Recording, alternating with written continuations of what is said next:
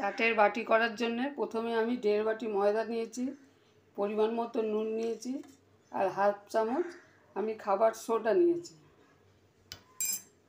আর এটা আগে আমি ভালো করে মাখিয়ে নেব।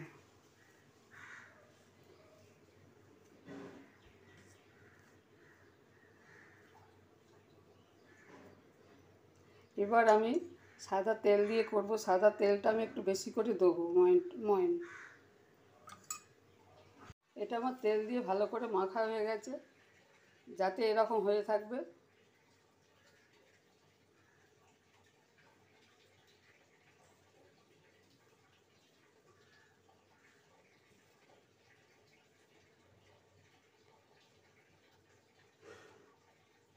এরকম এরকম জানবো যে তাহলে আমার ময়নটা ভালো হয়েছে।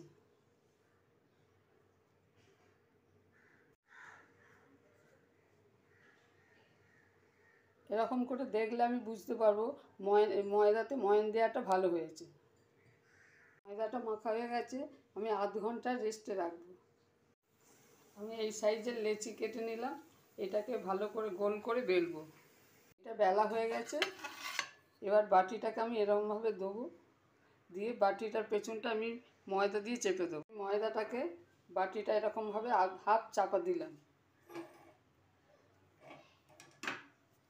এবার এটাকে আমি ধরে, তেল গরম আছে, আমি বসিয়ে দিলাম।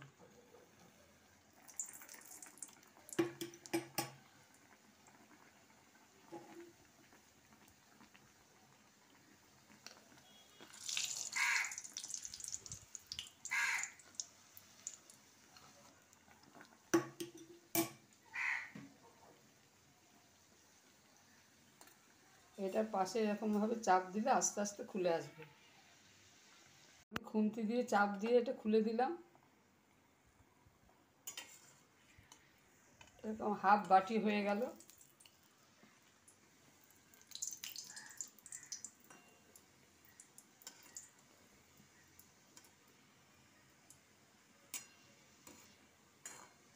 এবার আমি খুব হালকা আঁচে এটা ভাজছি।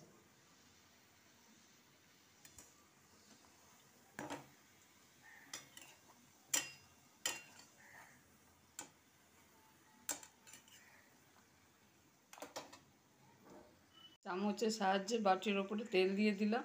এটা আস্তে আস্তে হালকা আঁচে ভাজা হবে।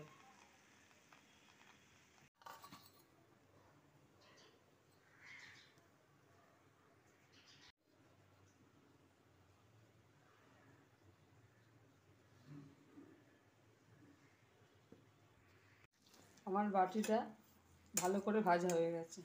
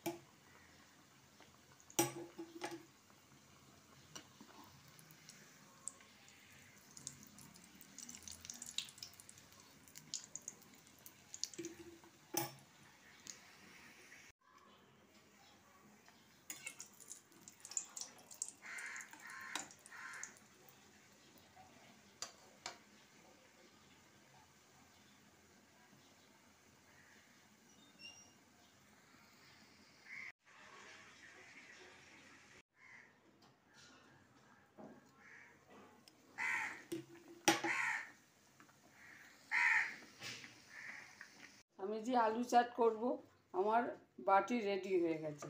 এর ওপরে আমি আলুর চাট দেবো। এবার আমি আলুর চাটটা তৈরি করব। আমি আলুকে সেদ্ধ করে ছোট করে নিয়েছি।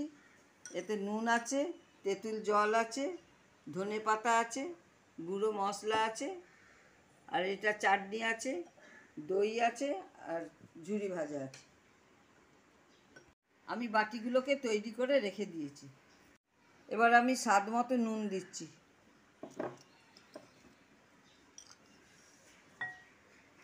তেঁতুল জল দিচ্ছি, সেটাও স্বাদ মতো দিতে হবে।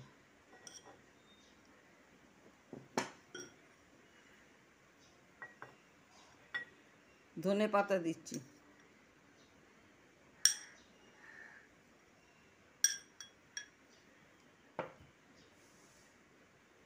জিরে আর শুকনো লঙ্কা আমি শুকনো খোলায় ভেজে গুঁড়ো করে নিয়েছি, সেই শুকনো মশলা ভাজাটা দিচ্ছি।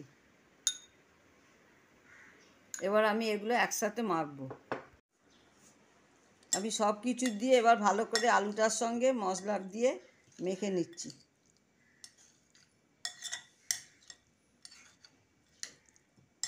এবার আমি তেঁতুলের চাটনিটা দিয়ে দিচ্ছি,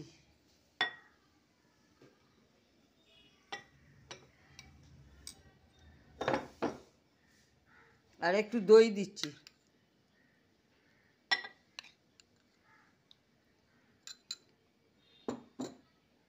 দিয়ে একটা ভালো করে আবার আলুর সাথে মিক্স করে নিচ্ছি।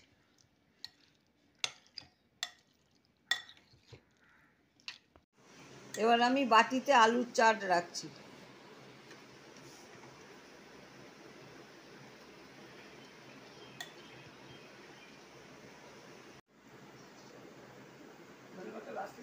অল্প করে একটু ধনেপাতা দিচ্ছি।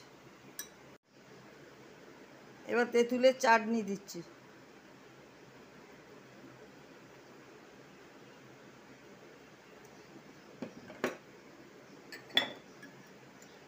এবার দই দিচ্ছি একটু।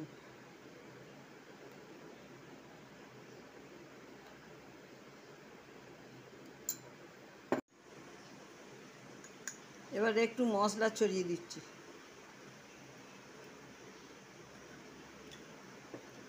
সব শেষে ঝুরি ভাজা দিচ্ছি। আলু বাটি চাট আমার তৈরি হয়ে গেছে। গরমে এই চাট খুব ভালো লাগবে, খেতে লাগবে ভালো। আপনাদের এই রেসিপি যদি ভালো লাগে আপনারা অতি অবশ্যই বাড়িতে তৈরি করে দেখবেন, আর শেয়ার করবেন, সাবস্ক্রাইব করবেন।